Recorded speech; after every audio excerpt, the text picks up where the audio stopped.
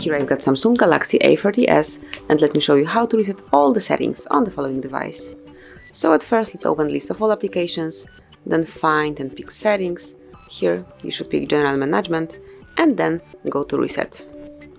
And smoothly tap on the reset settings to perform this operation, and if you would like to restart your phone to its default settings, tap on reset settings.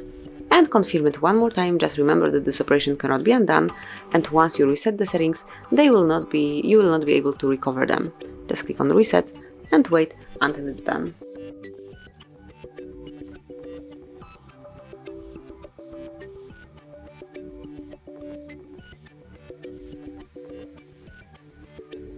And that's it. As you can see, the settings have been reset, and then you can set everything from scratch. So that would be all.